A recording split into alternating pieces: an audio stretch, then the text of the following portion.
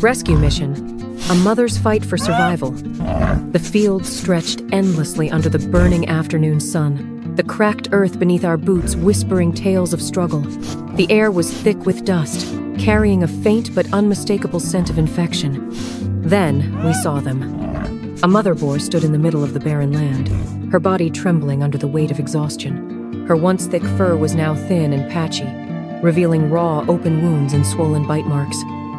Ticks, fat and grotesque, clung to her skin like living tumors.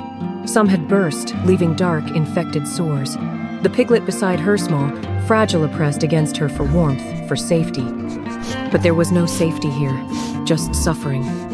She barely had the strength to stand, yet as we approached, her ears flicked up in alert. Even in her broken state, she was ready to defend her baby. That fierce, motherly instinct hadn't faded. I crouched slowly, keeping my hands visible. "Easy, Mama," I whispered, my voice barely louder than the wind. "We're not here to hurt you." She didn't believe me. I could see it in her dark, wary eyes. She had every right to be afraid humans had probably never shown her kindness before.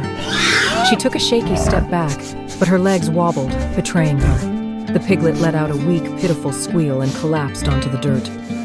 My chest tightened. They wouldn't last much longer like this.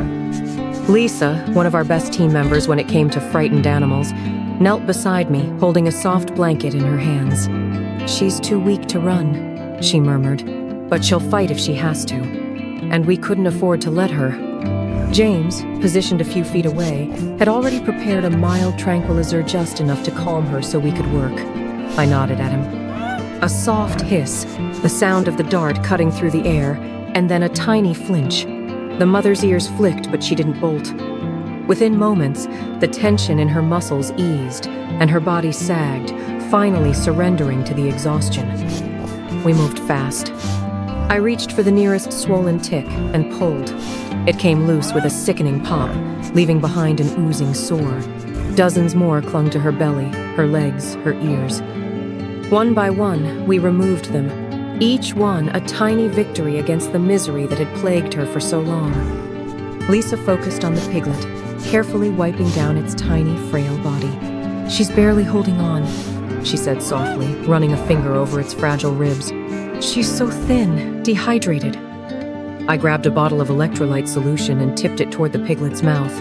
At first, nothing. Then, after what felt like forever, a tiny tongue flicked out, lapping at the liquid. Relief flooded my chest. The mother's wounds were worse than I had thought. Some were old, crusted with dried blood, while others were fresh and raw. Infection had already set in. James cleaned them with antiseptic while I applied antibiotic cream, my fingers gentle against her battered body. "She must have been fighting for so long," I murmured, "just trying to keep them both alive." A mother's love fierce, unbreakable. Even when her body was failing, even when the odds were stacked against her, she had never given up. By the time we were done, the piglet was curled up inside a soft towel, its tiny body finally at rest. The mother, now stabilized, lay still on the transport stretcher, her breath slow but steady.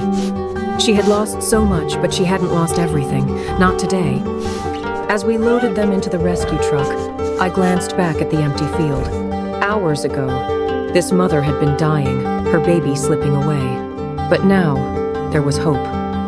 I reached out, gently stroking the mother's matted fur. "You're safe now," I whispered. "We've got you." And for the first time, she didn't flinch. What do you think of today's story? Leave a comment and share your thoughts. Thank you for watching, and don't forget to like and subscribe to the channel so you don't miss out on more touching stories.